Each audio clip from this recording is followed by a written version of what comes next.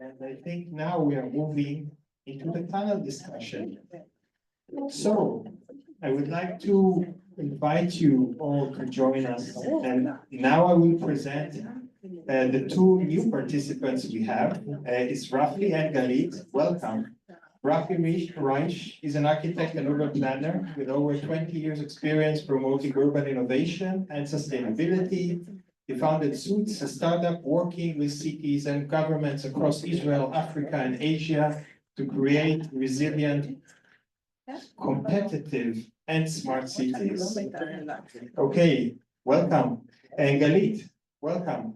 Galit Schiff is a co-founder of Gilad Schiff Architecture, a firm merging planning, design, and research to promote innovation and sustainability. She teaches with us here at the Technion and is a leader in the construction tech scene through her new startup under construction. Welcome, Galit. And please, can I invite also Or and Yaakov to sit with us for a short panel discussion. The rules are the same. We're going to start with some short questions to the newcomers, and we will start with Galit. So Galit, you operate at the crossroads of research, design, and emerging construction technologies. What do you see as the most promising ways eco-computational tools can inform not just planning and design, but also how we actually build in complex urban contexts? Thank you, Jonathan, and thank you, Yaakov and Or, for amazing presentation. When I look at the future, I really like Yaakov's answer that I really hope to see the time where eco-computation is becoming part of the design, and it doesn't need any special team, but it's really fully integrated in the design process. That it's embedded with the tools that the teams are using on the everyday process. But I think we also miss the feedback loop from the construction on site and later on from the operation. And when we look at the future of AI and we want to be able to make it really fast design, then we need this feedback. How is it that they are building their buildings are operated in the way that we think they are, that we designed for? And we know that it's not only on the design, but rather on the way we construct on site and the way that we operate the building. And therefore, we need tools that, and we already have it, but we don't use it enough. And when the design tools are becoming just one part of feedback loop, then we can better rely on AI that make the tools work without every time processing and checking. Thank you so much. If any of the other panelists want to comment on that, feel free, or I will pass another question, this time to Rafi. So, yeah, I see that the wording I use here is a bit clunky, so I use my own words, it's better and easier. So if somebody deeply engaged in policy and urban governments, how do you see these eco-computational tools changing anything and being integrated in like real life cases rather than be stuck here on our presentations, except what of course Yaakov showed us. How do we better integrate them in policy and standards? These kind of tools, these computational tools. Well, I'm smiling because well, we don't. There's such big distance between the academic world and what we're doing here and the real world. And I would say also there's a huge gap between the cities that can pay good planners to do all the research and do all the computational stuff, and 99% of the built environment. And that's a big problem. And the big problem is because there's a few issues. One, policymakers or regulators, okay, they're not very professional. I mean, there's no one here in the room, so I don't care. But not much left. Exactly, yeah, we are in a small crowd together. To be able to understand and regulate, okay, and supervise complex plans, you have to be at least as good as the plan itself, and usually that's not the situation. So even if you did have, if you had the right tools to plan them, you have to have an opposite or similar tool to be able to regulate it. Okay, that's, and obviously you don't have that, that's A. B, the entrepreneurs or the developers and the cities don't use the same language. Okay, the entrepreneur will use the best tools there are to make enough money or to be able to sell, okay, a good building which is very efficient, okay, which creates a great environment for the people, and they will spend money on that. They won't necessarily spend money on the urban design part of it, okay, because they are designing inside the plot, so you will have a great plan inside the plot, not necessarily outside. And that's a culture thing, okay? And it's completely two different cultures. Now, the academia is also partially blamed for that, okay? Because the stuff that was presented the whole day hasn't really changed in the past 20 years, okay? We see the same things, which are, again, the only big difference is that in the past, to do the same images, you used to have the best computers. It's taking a long time to do that, but now you can do that like in 20 minutes, okay? Or I think I said there was 2 or 3 weeks just to get all the data together. But the ideas didn't change, not because it's not good, because it was good in the past. It was always good, okay? But they didn't translate the whole of these ideas to how can Galit or myself as a planner use this tool? How can I persuade the city to use it and so on? So it stayed up here in the ivory tower. And the third aspect, which I have to use, is that not every city is Tel Aviv or Copenhagen, okay? But they have the same problems. Okay, now they don't have the data, they don't have the right people to use that, okay? And I think that 99% of these great ideas which we heard today weren't tried in these kind of cities.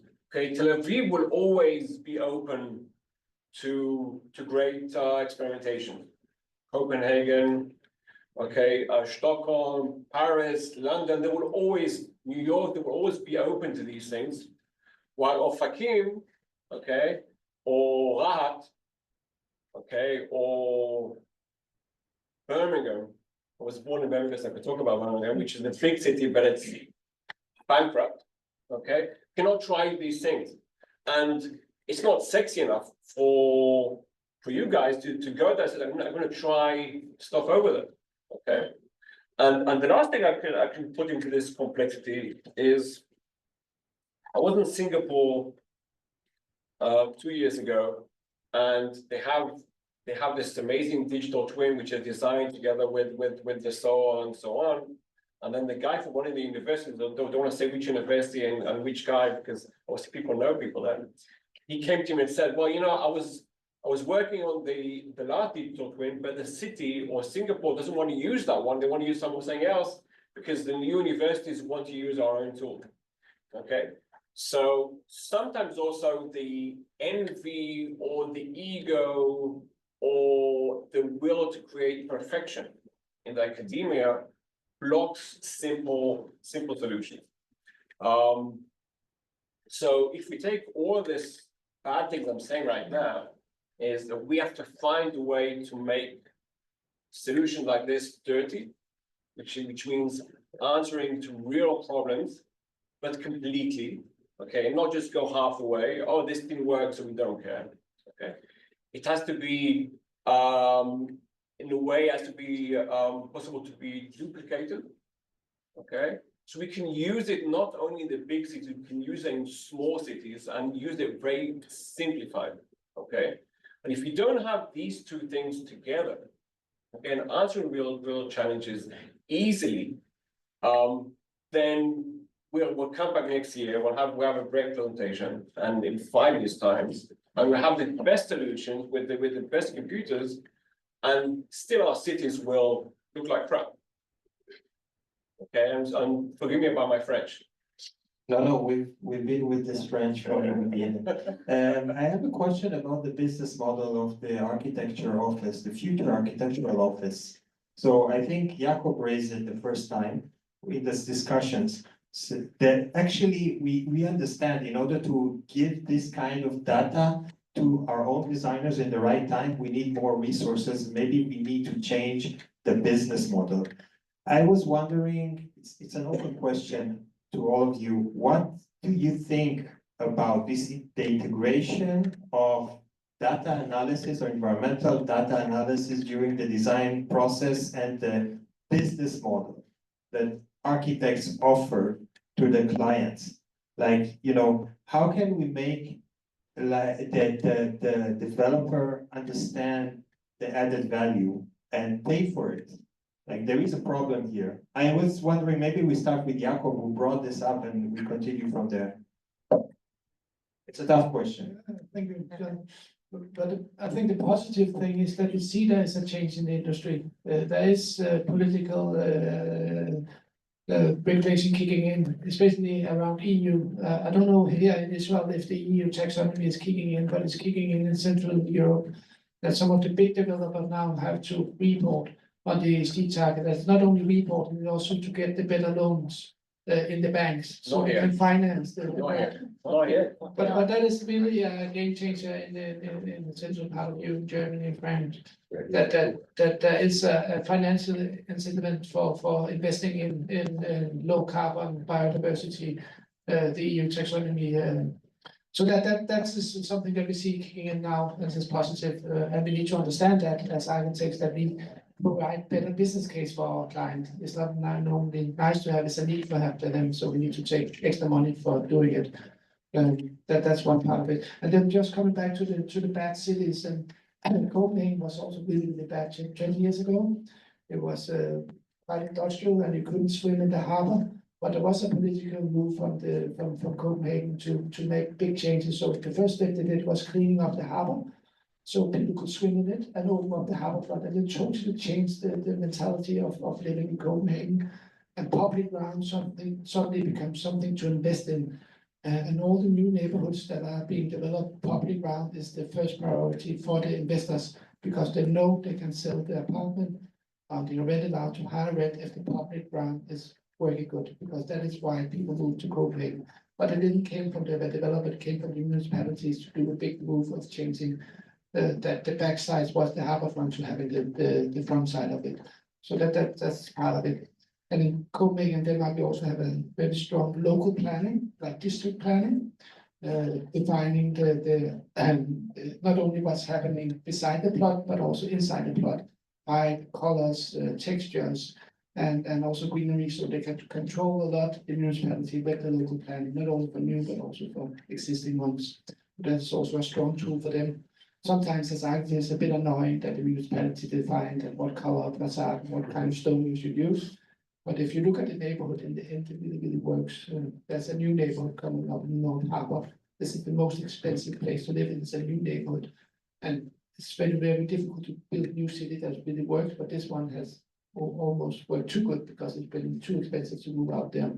And it's all about public ground and controlling the whole local environment, including microclimate and stuff like that. But again, the big question was about that we see, but not in Israel, the investment are kicking in. So let me sharpen my question in favor of the Israelis business model, which does not exist actually, because Galit is working is like one step in research and like the construction tech and one step in an architectural office. So do clients actually value the added value of environmental quality that you produce in your project and willing to pay more? I want to emphasize on something that Rafi mentioned before, and I think the overwhelming of data. Sometimes here in Israel, we press too much on the process, on the making the checklist, rather than getting the right essence. And when we don't use the tools for really getting all the way to the bottom of the essence of the decision making according to the tools, then we totally make useless of the tool itself. And I think it's the responsibility of all of us, academia and practice and regulators and everyone, to make sure that the tools are not becoming part of a checklist, but rather to make the right decision according. And then I believe the value is becoming more essence to the clients itself. And it's really important that the people, on the other hand, the municipalities will know how to look and assess the decision making at the other end. Can I Yes, add to that? Sure, sure. You know, I think, I want to be optimistic, okay? I think that the regulations, and I used to work for the national government, okay? The regulation is in the wrong place, okay? Regulation is very rigid. As you said, it creates checklists, okay? I worked on very big projects which were really bad, but they got all the points you can get on the green neighborhood standards. And that doesn't work. And it doesn't help you have more data.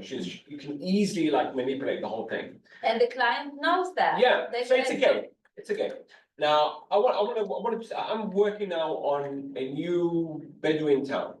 Okay, mid-rise, 4,000 units, which is it's not the same as in Denmark. In 4,000 units in Israel is 20 to 25,000 people. Okay, it's pretty big. Okay, pretty big, and there it's owned by a private investor completely. Okay, there's no planning board over there.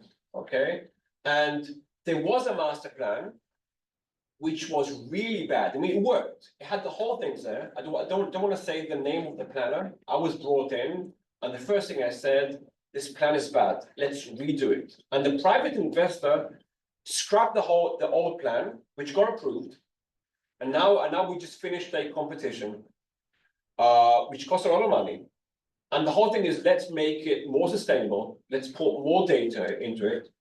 Let's make it more maintainable, okay, and with high quality of life. And that is a private investor which understands that the only way that you can sell apartments, okay, will be if it'll be high quality. So I think that if we take these tools and add that to dynamic regulation, okay, which don't say what you can do or not, we just say these are the qualities you have to maintain, and create tools which are easy to check, okay, and check the scenarios, okay. What's the program? Who's going to live there?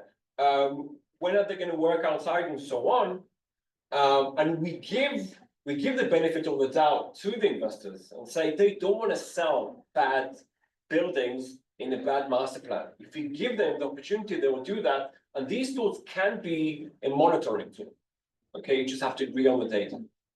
Thank you. I want to ask Or a question because business model does not apply to us, thankfully. We are academics, we do what we want, but we want to make an impact and we want to apply. It was really clear in your presentation, the way you work with all these municipalities. So what is your experience about our business case? How do we sell, how do we integrate this, our research and apply it and make impact in the best way? Like, do we do this through generating an online free tool, open source? Do we do that through the Minhal HaTichnun or different kind of policymakers or through the municipalities themselves? What are your thoughts about that experience? First of all, there is a business model in academia, and it disconnects us from the real world.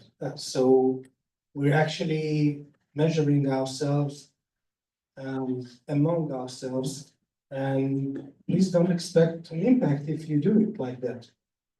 We may want to change also the business model of academia. And I think people are starting to understand this. Not sure that everywhere, not sure that Technion is the first one to understand this, but no, we are given the opportunity to do almost whatever we want.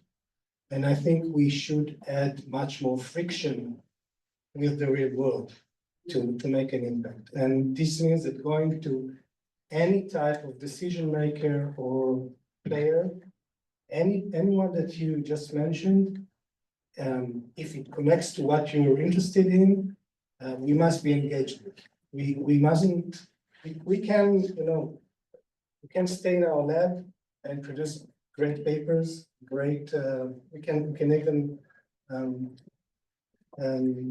fund our work very nicely and get cooperation from other universities, etc., etc. Nobody in the real world will probably hear of us. So we must step out of our very nice and comfortable conditions and try to understand better what's going on in some real places. And it is true that we studied in Tel Aviv, but as I just showed, Tel Aviv was a good starting point, but it's not the end point. The end point is actually somewhere like Al-Fahd, Rahat, etc. And if they see that they can actually do it in a very, very moderate price, because we're academia, we don't work according to profit rule, then they can, and we can start getting some information from what happens when we bring this data into places that are, let's say, more problematic than Tel Aviv. I want to add something to what you said. It's not that regulation is the source of every evil. I think the problem is with the type of regulations that we're using. So this is something that you actually implied in your last words, that it's not about regulations, how you create regulations, flexibility within these regulations, and not create very long lists. Try to focus on very, very small number of specific issues that are really crucial for the specific context that you work in. But then I think our role is to provide some basic metrics, basic standards that everybody can work with. And this is what I'm trying to do, not very successfully until now. Okay, but I'm still optimistic, but I think this should be the right way to approach every type of problem that you just described.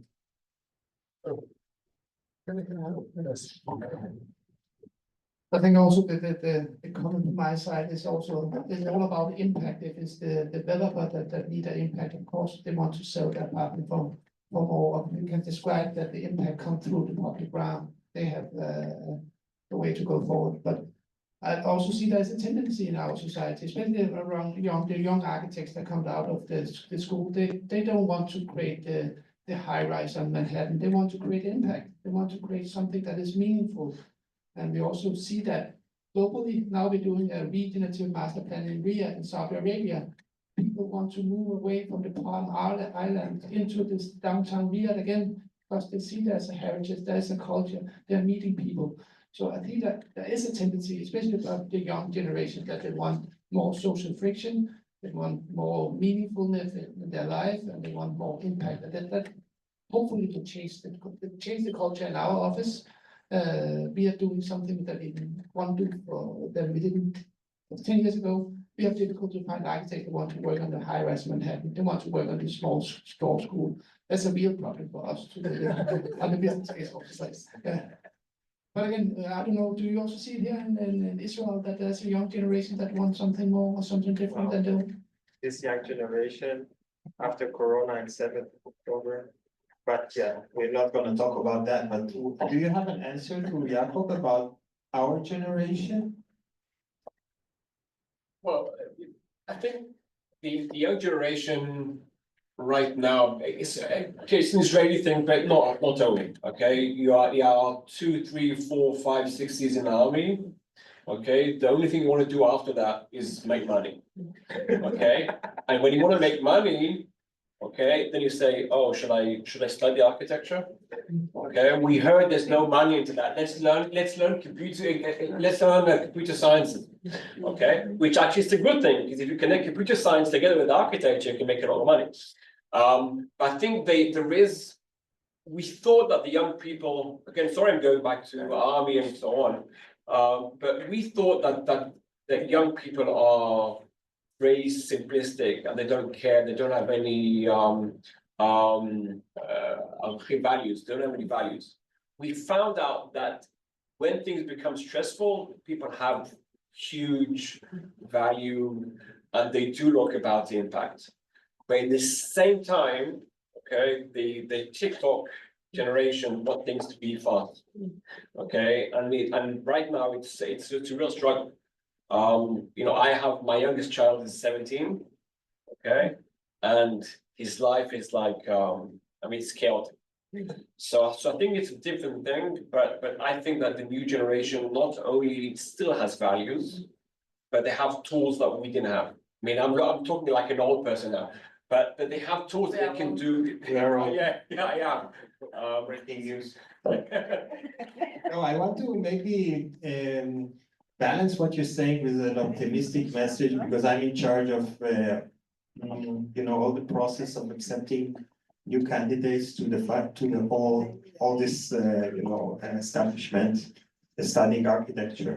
And I can see that these really talented people or candidates could have learned anything you can imagine, and they decided to come and study architecture. So yeah, maybe this connects to this kind of search for an impact or values or something like that, because I cannot explain it otherwise. So it's very optimistic to see the new generations of architects coming here. And also when we teach these tools and I see how they start integrating it in the studio, there is some hope on this kind of integration. Yeah, there is hope. I was a bit desperate when I left Israel because I was teaching the diploma course, doing sustainability. Nothing was sustainable there at all sometimes. But now I see a different trends coming or growing here. And I think this is hope coming out. And maybe I'll ask you one last question, each one of you. I'm saying, what's next? What, with everything we talked about, some kind of ideas, could be optimistic, could be very pessimistic about what you're doing, about where you want to go, about where you think this field is going, and this will be the closing round of the session and of the conference. So, Rafi, you have the mic. Don't drop the mic like Okay, the current. yeah. I'll say this. I'm part of a group dealing with urban transformation for the World Economic Forum. Okay, and one of the things the World Economic Forum is doing all the time is thinking about the future of work. Okay, what will be the next thing? And we're talking about that all the time. I have a feeling that the notion of a 5-year architectural school, okay, with a 3-year, which you have to do also a stage after that and so on, should change. Because the basic architecture, okay, and the basic urban planning, like, you know, the copying stuff and so on, can be done by computers. Which doesn't mean, it actually means that the people that are talented can spend more time using tools to create amazing architecture and amazing urban planning. Right now, we are using this. We are spending 80% of the time of architects and planners on stuff that we're not supposed to do that. Now, 20 years ago, sorry, when I started, I was working at an office, which obviously says how old I am. I spent 3 months just using crayons and drawing plans. That's what we did. Okay, and then when the computer, when AutoCAD came in, I was doing trimming to floors. Okay, that's what I did for months. Okay, right now, all these things you don't have to do that. So there has to be exchange. I think also here in these schools, architecture school has to change to create amazing architects, which 70% or 80% of the work will be done by computers and using the 20% to do really, really, really good stuff. And that means that there won't be less architects, but there'll be much better architects. Okay, wow. I want to talk about integration. I think when we talk about sustainability and when we talk about climate, it's really a complex issue. And there are so many parameters and there is so much to do. And we realize it's hard to take decisions and it's hard to integrate, and things can be integrated. I mean, we can shade the street and create energy the same way, and we can do so much, but the integration, it's the challenge, but there is the potential, the huge potential. And I think it's really hard to take decisions and it's hard to judge decisions, integrating so many parameters and the wind and the sun and the energy and the people and everything. And I think the tools at the moment are not even scratching the potential of integration. And I look forward for processes that are better integrating the decision making for so many parameters. That's great, thank you. I want to continue what Rafi was starting to talk about, and I think it's not a question of data. We tend to think that data will solve everything. We see that this is probably not the case. It's much more about why are we doing things and for what purpose. And for this, we have to have some very clear and strong position vis-a-vis the actual world, and to tell people what we think is the right way of doing cities, doing architecture. And I think that this is something that I'm struggling with the final project every year. Students find it hard to make their voices clear, their own personal voices clear. And it's not about giving them tools to better calculate things. They have to read cities, read architecture, understand what they think, what are the main problems, to digest this and to produce innovative perspectives on things that we're stuck in for years. And this is something that is not very easily taught, but I think we should empower students in a way that they will understand that they not only can do it, they should do it as architects or as designers. And here I'm feeling that we're still failing, very much failing. And if there is something that I'm going to achieve in the next 5 or 10 years, it's more about this and less about the more simple stuff of bringing new science into the world. Thank you. And then I have the last word. What's next? That's the end of it's the end of the symposium. I think I will also go in and after the positive tone of voice. I really believe there's a great future for architecture and especially also for computational design. Those new technology can take some of our production out of hand, so we are not so reactive, but be more proactive as architects. We can have a bigger and stronger voice in shaping the society of the future and really focus on the impact we create, the social friction between people and nature. I think that, but we just need to, as also advocate for today, we need to rethink the practice of architects. We need to be bold and proud to stand up and say we need to be paid for the impact that we do, not only the production of drawings. So that's also challenge our way of defining our profession. Positive. Very positive. Thank you so much. Maybe some closing remarks from me, because this is the end of today. So we heard about, I wrote some stuff here. So students as clients, right? I really like that. Borderline between the designer and AI, the analyst and AI, the world and AI, what AI can do or cannot do in Yasha's presentation, the discussion between the single domain and the multi-domain, and our chairs in the research avenue that we have, the problems in practice in Israel, ranging between complete desperation and a bit of hope. That's how I would put it. At least lessons from practice, cross climate, across the world, from Singapore to Zurich to Copenhagen, barriers between the building and the urban cityscape. We saw it a lot. We come to realize that microclimate is something really important that we need to account for.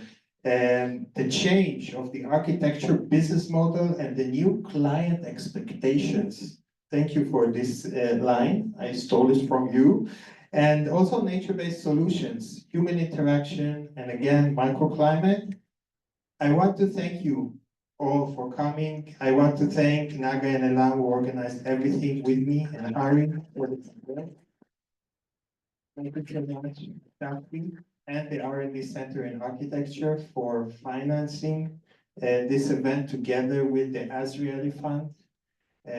Sharon, who helped us purchase all of that Artium for his team for the physical arrangement of this beautiful space, Doron for the IT support, Hadass will help us with the administration and the public outreach, for great guests who proved their support by burning carbon, sorry.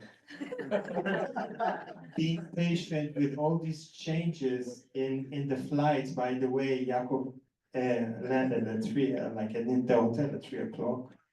And this says a lot to me, at least, and to all of us, and for all of you local faculty and the ones joining the panels, and for all of you for supporting these initiatives, which will continue. So we will see each other in Urban Environmental Intelligence 3.0, and no, nothing is actually fine and okay here if you ask how we are in Israel until all of the hostages are here with us. And I want to end with that.